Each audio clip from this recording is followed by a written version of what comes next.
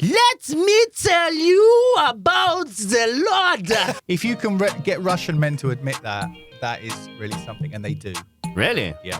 Size matters. Nigerians are extremely well hung. I think I broke a racist's heart.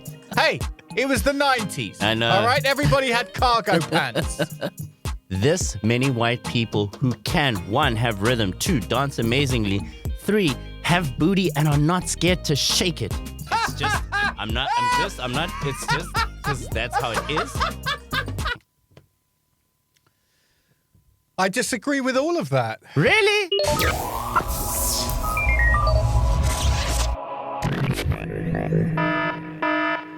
Yo, everybody, welcome to the Big English Stand-Up Show podcast. My name is Steve Foreman. I am back again with Mumsy. What's up?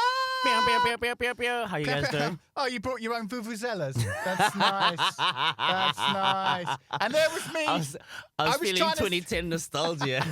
I was trying to stay away from the stereotypes. We try and stay away from the stereotypes on this show, and yet the South African comes in with his own vuvuzela and starts playing it. That was really great. Just hit that South African accent again. Just say another. I'm from South Africa, so I can't really say. That's actually not bad. Yeah? That is Oh, not thanks, bad. mate. Not bad, yeah. All right. Well, I'm from a very cosmopolitan place. We've got our Aussies, we've got our Kiwis, we've got our Saffis. Yeah. They come to town, you run into them and stuff. Yeah. They usually, all the Saffis are usually white, of course. But, Yeah. But you know, that's not enough for me to like smack them in the knees and send them home. No, I think it's good. You know, like all the Saffas going out into the rest of the world and showing that there actually are white people in South Africa. Because like you know, I've got a lot of friends who are white, and that's not a precursor for me not being racist. But that sounds like a setup for a joke. Listen, I got a lot of friends who are white, and then pow, punchline. But I think no, it's good because they're going out there and they're like actually. The amount of times that people actually like ask my white friends like, "Hey, where are you from?" and they say South Africa. And they're like, "There's white people in Africa," and it still happens to this day. Like random places. Okay, so there was a few people mainly in America. America is probably the catalyst of. Who cares what they think, man? First thing I want to do is I want to say a big up to the people who've been listening because I get the stats of who's been listening to us. Just want to say hello to everybody in the Philippines. We've got some Filipinos out there. I referenced Joe Coy actually in an interview that I gave the other week, funnily enough. Hello, everybody in Finland. Yeah, keeping it Scandi style. People in Germany. A couple of hundred people in Germany listened to the podcast last week. Das ist sehr gut. Sehr lustig. Big up to my Anglo-Saxon brothers. Big up to you guys. Hope you guys are well. I'm going to be over there doing a bunch of shows in Berlin soon enough, for sure. Believe it. I'll be over soon. And I'll be staying for some time. You should come with me, actually. I should. And finally, Odessa. Hello, everybody from Odessa. Odessa, that is where my great-grandmother is from, actually. She was an opera singer in Odessa. So it's got a special place in my heart. And when I went there, finally, a few years back, it found another special place. Not so much in my heart, another part of my body, because it has the most beautiful women I've ever seen in my life. It makes Moscow look like some kind of train wreck. There you go. I said it. And if you can get Russian men to admit that, that is really something, and they do. Really? Yeah. Even better than Ukrainian women, because that seems to be the big debate. It's in Ukraine, bro. Oh, my bad. Okay. All right. There we go. So it's not just Americans who are ignorant about the rest of the world. Sometimes South Africans can fudge that up too. Geography lesson needed over here. Any geography? Okay, yes. And you know what's embarrassing? I actually got a distinction in geography. I shouldn't have said that, actually. I'm just making myself look even more like an idiot. We cutting that out. So before before we started recording, you were telling me something about your professorship. Is that the word? Is this a new bit you're doing on stage that you're a professor of racism or something? So what do you want to talk about? Is there something you want to share about all this kind of stuff? I do. I do want to share this, right? So, long story short, I think that every single person who is born in South Africa, who is of color and is over the age of 30, should get an honorary professorship in racism, right? Because the reality is that if you think about if you want to get a doctorate, the way that you get a doctorate is that you start with the theory. After the theory, you go into practical. After practical, you write your thesis. And your thesis is supposed to be, you take one concept and you take it to its nth degree. That's a thesis, right? Now, the thing is, anyone who is of color and born in South Africa who's over the age of 30 would have been born during apartheid, which means that they would have been born during the thesis of what could possibly happen with racism, right? And then after that, what happened is Nelson Mandela became president. There was a whole lot of, before he became president, there was lots of actual practical activity to make sure that there was a change in the regime. And now you've got the theory that we're doing. So, the way that we obtained the course was kind of backwards. We started with the thesis, then went into practical, and then went into the theory. Whereas when you normally do a doctorate, you would do it the other way around. Now, that being said, my barometer for understanding subtle and also sometimes very deep racism is finite, right? So fine-tuned. It's very fine-tuned, yes. Or very fine-tuned. Very fine-tuned. That's even better. Hello? It's very fine-tuned, okay? So you can put me in any situation and very quickly I can figure out what's going on. The funniest thing happened to me, I'd probably say in my life. Doesn't everybody love a story that starts with the funniest thing happened to me the other day? Go ahead. On you go. And so I've been in Russia now for a year. And in the time that I've been here, I've been bounced from about 12 clubs. Okay. And of those 12 clubs, I could hear hip hop being played when I got bounced. Okay. Yeah. Now, the crazy thing about that situation is that the club itself was too racist to let me into the club, but they weren't racist enough to play black music. Yeah, listen, mate. I've been over this with Godfrey, because that's all he ever talked about when he was here. I started to think he was a bit of a one horse. What do you call it? One pony horse. No, one trick pony. Yeah. Because all he ever talked about was racism. Yeah. All he ever talked about. Yeah. And I was just like, after 15 minutes of it, I was just kind of looking at him going, I'm from Southeast London, mate. This doesn't have anything to do with me. What you're preaching, again, just doesn't really have anything to do with me at all. Yeah. Some of the worst racism I've ever encountered has been from people of colour. Yeah. And give a thought to us. Give a thought to us. How do you think we feel when we're sitting around, a bunch of white people are sitting around, and some guy just throws out a racist comment completely out of nowhere, and you just look at him and you see that assumption that it's going to be okay for him to say that. It's not okay for him to say that because that's not how I'm built. You know? And then he just ruins everything, and I'm just kind of staring him out, looking at him, going, "Was it really necessary? Why would you kind of say it? Like?" And I'm starting to feel really uncomfortable, right? Because I don't want to. Because I didn't chuckle, I didn't smirk, I didn't. I'm disgusted, and I'm offended, frankly. And in Russia, it's even harder. By the way, it's even harder. And I've come after people several times. I've just gone, why? Like, where did that come from? Why would you just subtly say a mean thing about a black person, like out of nowhere? No, there was no prompt. This is completely out of context. This is where we're at. But what was I going to say? Yeah, that's right. Nobody cares about what you just said. They won't let a black guy into a club that's playing hip hop. Here's the news. Ding, ding, ding, ding, ding, ding. Nobody cares. That's how bad it is. I know. Like, I know how ridiculous that is. I've made jokes all on my podcast. Back to your buddy, Justin Bieber. I remember, what's it called? That Afro beat dancing that's really still quite popular now, isn't it? What's it called? Afro dancing. We've got so many. There's so many. Okay, so that one where the girls are twerking about and stuff. I've got a friend who's really into that stuff. She teaches it. I remember it was the Sorry video of Justin Bieber, and all the girls are doing Afro beat. Not one of them is black. And I was just thinking, Justin, what are you doing, man? How have you just got a bunch he's not even in the video. He's not even in the video. There's a bunch of girls doing Afro beat and not one of them is black. And I was just thinking, you got to get some African booty shaking there and all. But you see, right? that is the one thing that I do actually like about Moscow, is that the women, actually, Russia in general. Okay, we can stop the podcast now. Women love, like, women here can dance. I'm going to break one of the oldest, biggest stereotypes that exist, which is that white people can't dance. It's nonsense. If you come to Russia, you will see some of the best dancing in clubs. We've been out. You've seen me. I go crazy when I go out. Like, I kind of lose my mind. But I have never, in any country that I've been to, seen this many white people who can, 1, have rhythm, 2, dance amazingly, 3, have booty and are not scared to shake it. You know what I mean? Like, it's actually one of the most impressive countries when it comes to, like, females who just want to express themselves through dance. It's amazing. I disagree with all of that. So anyway, okay, I've got 2 questions. Yes.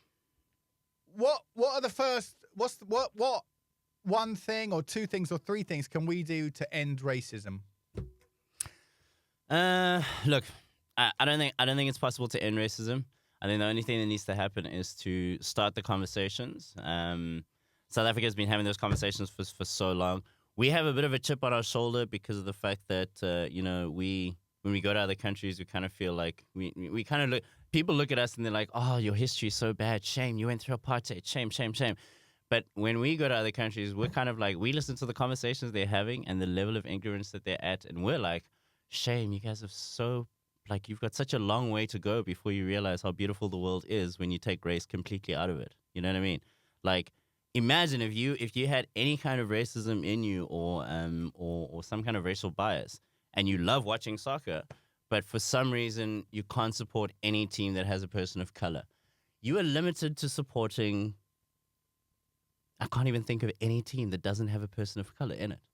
Do you know what I mean? And that's the reality of putting race into any kind of discussion or any kind of decision making. We can't end racism. I don't think that's possible. That's like saying we're going to have world peace. World peace has been in discussions for longer than racism. But what we need to have is more conversations so people can just be a little bit more a little bit more assertive with their reasoning behind including race into a discussion or a debate or a decision. That's it. What do you think of Black Lives Matter? Black Lives Matter, the only way to put it is as simple as Michael Che put it. Yeah, I love that bit. We are starting the negotiation by just saying they matter. That's it. We're not saying it's better than anything. We're not saying that you mustn't think about any of the other things that matter. We're not saying that other people don't matter. We're just saying we matter. That's it. We just matter. And the problem is, when you think about how many times people haven't been thinking about it mattering, when we were chatting earlier, you said no one cares because it never mattered to anybody. It never mattered to anybody until someone actually said, hold on, we need to start a movement just to like incorporate the words so that people can start thinking about it. That's it. So for me, Black Lives Matters is just the start of a conversation. It's not a movement that is going to make, people have taken it completely out of context. Some people have supported it in very false ways, and some people, have joined the movement in very authentic ways. But the reality is that it's just to start the conversation, and that's all we can do right now is just start conversations around the world. That's it.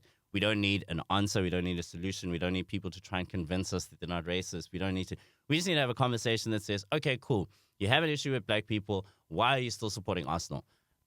The simple things like that, you know what I mean? And when people start to change their behavior when it comes to things that actually matter to them, then small changes start to happen inside of them. We can't cure racism. Racism is like, it's always going to be there. You know why? People have eyes, and people can see the difference between 2 tones of color. And when you see the difference between 2 tones of color, whether you're raised wrong or right, there's going to be different connotations that relate to how you see that particular color or how you were raised. If you have more conversations about it, that it doesn't become a taboo subject. I mean, I look at kids when they're playing. I've got 2 daughters. When my daughters are playing, there's never not one time that when they're with mixed race kids and white kids that any of them say something like, oh, but why is it that the black kids have rhythm? No one says that. None of the kids say that. Well, they should. But you see, they don't say that. And once you get into an environment where that is the norm, where people are not asking about stereotypes and rather actually asking about the character of the people, I think we'll be in a good place. There can't be any jokes that come out of that, but I believe very strongly that if you can see the difference between two colors, then at some point you will understand what those colors mean to you. And if you can't, then you're colorblind and you actually need to go to a doctor because that's an illness. That is an illness. Well, while we're on the subject, then hopefully we'll move away from it. While we're on the subject, I can tell you, I think I broke a racist's heart. There was this girl I was fooling around with, and the strange thing is, like, we would meet up during the day. Yeah. For an hour or two, and I would look at my watch, and then I'd make up that I had to leave, and then I'd leave. Like that, we did that 3-4 times. Yeah. And but she still seemed to think that we had, like, there was this bright future that we had together, and she'd send me text messages saying that she loved me and things like that. Before you continue, just have the right context. Yeah. A racist tot or a racist heart? Boof, boof, boof, boof. She heart. Oh, heart. Okay, I thought you meant tot. Okay, cool. And now she I got was you. incredibly racist. I mean, I remember saying, she's one of these people who by impulse couldn't help herself. Like, I would just be talking, I'd be going, oh yeah, so yeah, my friend's married to a Chinese married to a Chinese girl actually, and blah blah blah. And before I've even finished my sentence, she goes, does she eat a lot? I said, what? She goes, does she eat a lot? So what are you talking about?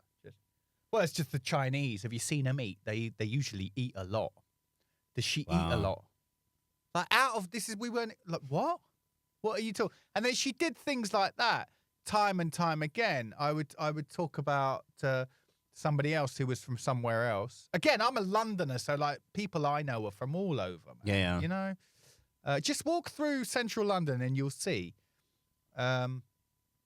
And she would say something about someone who was black or just impulse. It would just come straight out. This racist comment would just shoot out completely out of context. I'd just be like looking at her, just going like, this has got nothing to do with the story that I'm trying to tell you. Sorry, I did mention, and I'd be like, sorry, did I mention that it was my friend's girlfriend I was talking about? You're talking about my friends here. Yeah. Who you don't know. Like, where did this come from? Yeah. Like a fountain just sprung out. Yeah. She seized this opportunity to say something incredibly mean, and she did it. Anyway, I broke her heart. She's absolutely devastated, that we didn't... she could never work out why. And I've got reams and reams of text where she says, I wanted to have a kid with you and all this kind of stuff. And can I tell you a secret about her feelings? What? No one cares.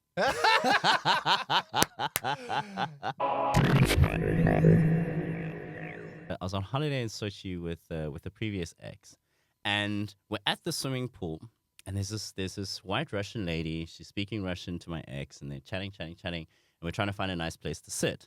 And then so my ex starts heading towards the section where we were going to sit. Then the lady who was assisting her turns to me, and she says, like, she'd just been speaking Russian. Okay, so I need you guys to understand, just so you can understand the context. She's just been speaking Russian. She's a white lady. Then she turns to me and she's like, so where are you from? And I'm like, yeah, whoa! It was I seriously thought that my drug days were over. I don't know who slipped what into my breakfast, but I literally thought I was tripping.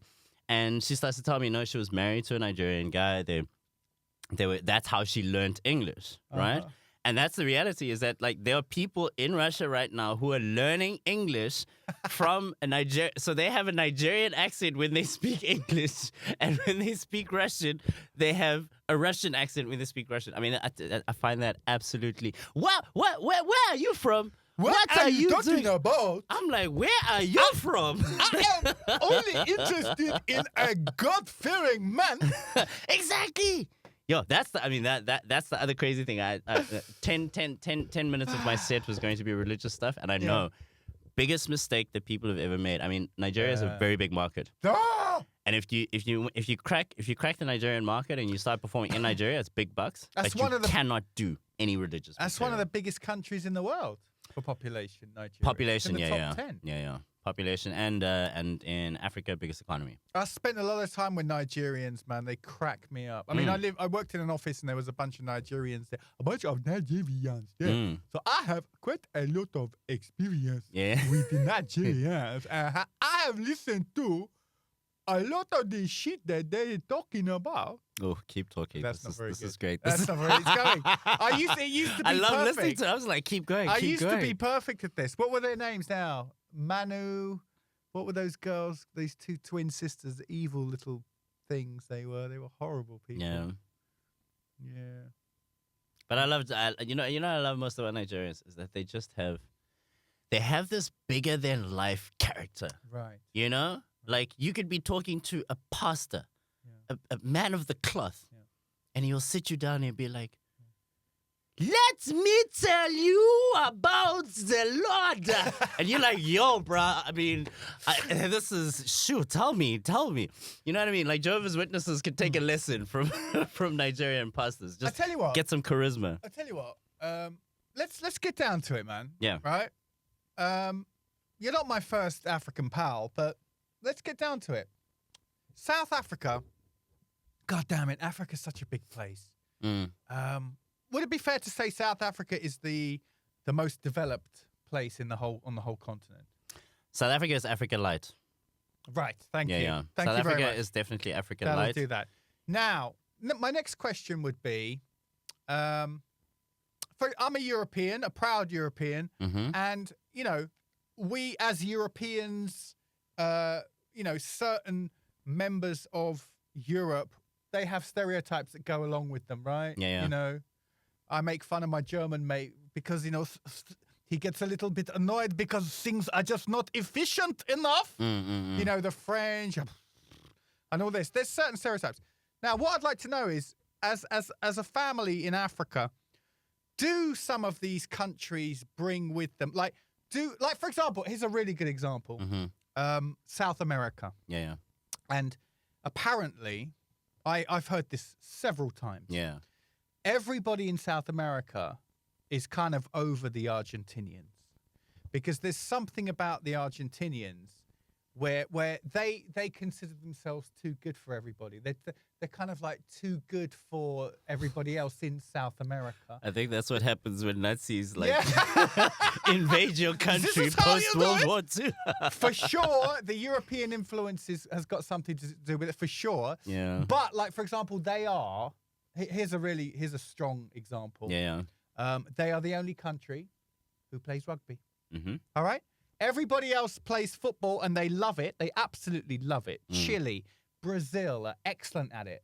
You know, Colombia, everybody loves football. Yeah. Argentinians have a rugby team Yeah. because they want to be old money. Yeah. They want to be European. They want to show everybody that they're upper middle class. Do you know what I mean? So Argentinians carry that reputation with them. Okay. Is there something like that within the continent of Africa, would you say? Like, how do other people who are not from Nigeria, how do they feel about Nigerians, for example? See, Nigerians have a bad rap in Africa. There we go. You know, I smelt that, man. They do have a bad rap, and it's the simple version of it is this: is that during colonial times, the easiest way to conquer a place is to divide and conquer. So you make all the local tribes fight each other. You have them beefing, and while they're beefing, you just take the resources. That's a simple way. The simple explanation for that is that. So that's a very simplified explanation when you can understand historically what are the residual impacts over time that means to any society. Yeah. Okay. The problem is if you are a third generation product of that rivalry, right? You're not born into an education system that can understand what's really going on in the bigger picture. Okay. So what happens is that the fighting continues, the attitudes, the general, the intertribal or intercountry beef happens. Right? Yeah. Now, the reason why Nigeria is quite an important point when I mentioned South Africa is that I don't know if you noticed, but like everybody said that South Africans are xenophobic.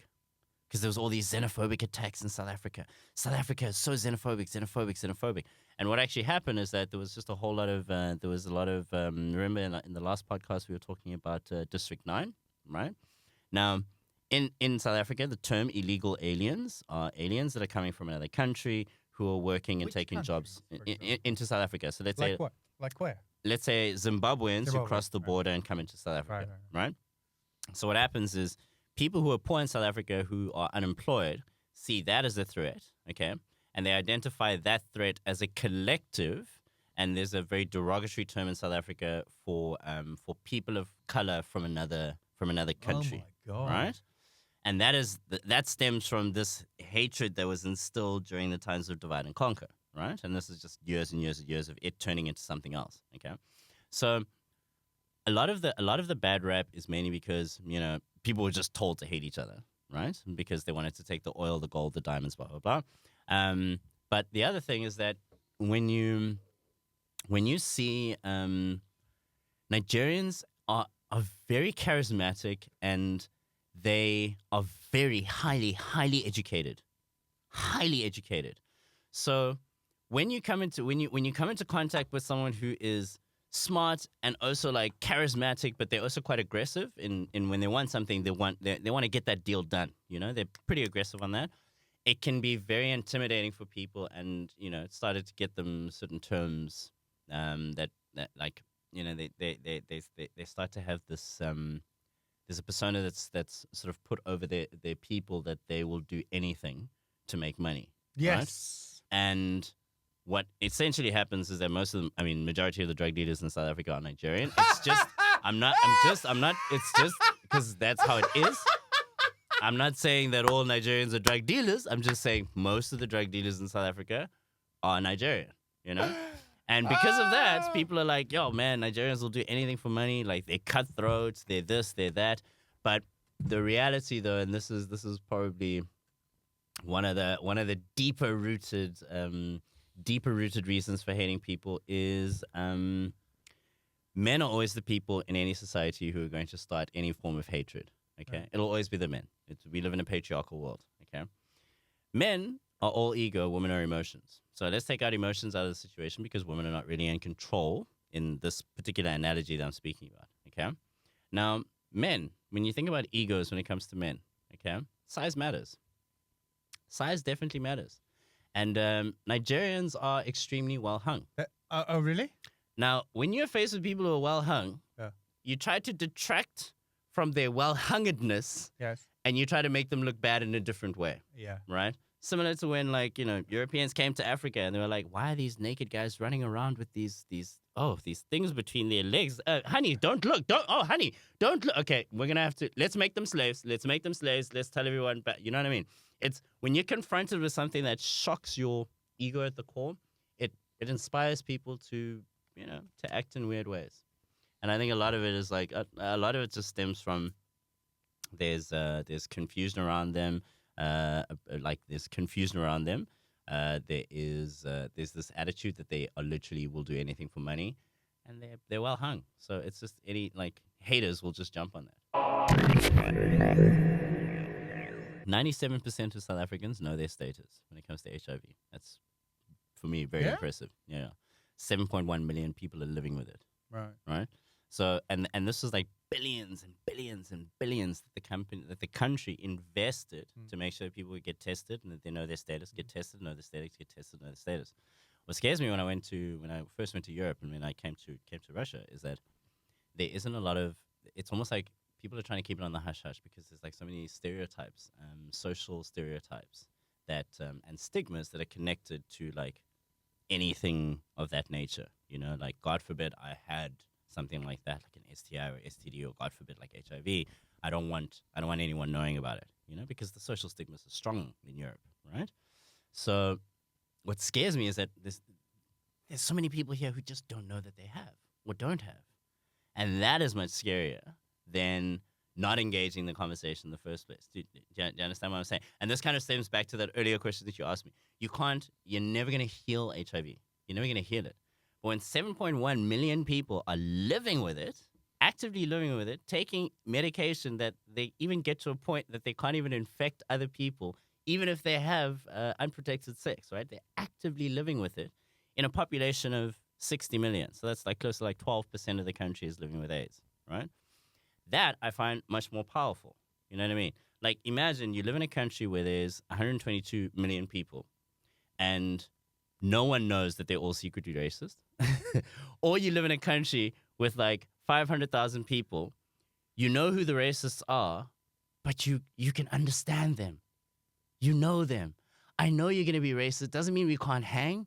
I still love playing with you. I still love partying with you. We still go to parties and movies and whatnot. But there's that thing that you do that I just don't agree with. Do you know what I mean?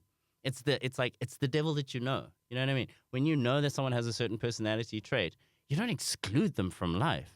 It doesn't make them null and void. It just means that if I really want to have a realistic conversation or a discussion, or I want to be in a situation where I'm taken seriously and race is not an issue, I'm not calling him. But when we're playing soccer, because I know he's a really good defender, he knows I'm a really good midfielder, we work really well on the pitch, that's when I'm going to bring him in. You know what I mean? When you understand the situation, it's just so much easier to make like an informed decision and actually live life normally. You can't exclude people because they have a dark side, because we all do. So anyway, I'm still following the, I'm a big fan of QAnon, or rather the fallout of QAnon, up to and including storming the Capitol. I mean, the French stormed the Bastille. I love any event which needs to use the word storm. Let's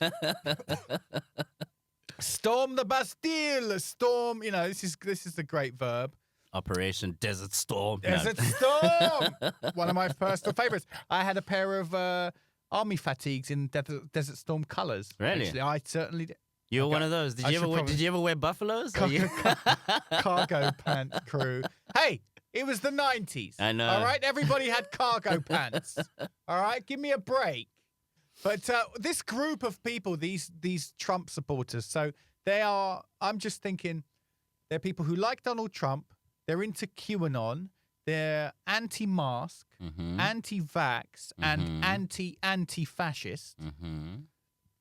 So those are the people who make up his supporters. I think we need to, now that he's politically inconsequential, I think we need to give them a new name, and I think we should maybe call them the Bad Idea Crew. The Bad Idea Crew. Because all of them are coming from terrible ideas. And they've all just sort of met in the middle and decided that, their freedom of speech is being impinged upon. Is that the word? Impeded, impinged? And, they probably don't really like black or brown people either. So how are you with fascists? Because, I mean, fascists really went after the Jews in the end. They weren't actually after your mob. So if I say to you, fascism, does that send a chill down your spine, or you just kind of think, well, just a member of the Bad Idea Crew? No, it probably brings one of the biggest chills because there just weren't enough people of color here at that time. That's the reality. It's like for every, you won't hear about the stories, but for every person of color that was there during that time, their stories weren't even told. They were just killed, gone, finished, sent straight to the camps. Like, it was just like, gone. So Hitler was like, okay, we need to get rid of all the black people, all the brown people. I said, boss, this is Central Europe. I mean, there really aren't that many black or brown people. What? No. No, I think he was in a boardroom and he said, okay, guys, we're going to dedicate a whole month to making sure that we get rid of all the people of color in the whole of Europe. And they were like, Mein Führer, yeah. And 2 hours later, Goebbels were like, we're done, dog. We're finished. That's it. Like, I mean, it's going to have to be the Jews. We got him. We got him. It's going to have to be the Jews. Yeah. Okay, then. Well, bad. Too bad. Yeah. No, I mean, look, there definitely weren't enough. There weren't enough people of color. And the reason why I get a big chill is because what fascism does is that it controls people unwittingly into doing anything that they want. And no one knows their agenda until they have enough power to release it. No one knows the agenda of a fascist until they release it, right?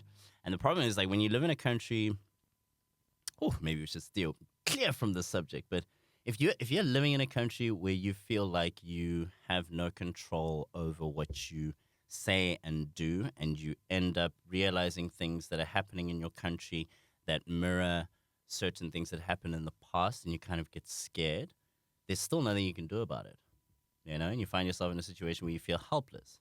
And being helpless in that situation means that if you happen to be in like the top 10th percentile, you'll probably move from that country, and there'll be a big brain drain.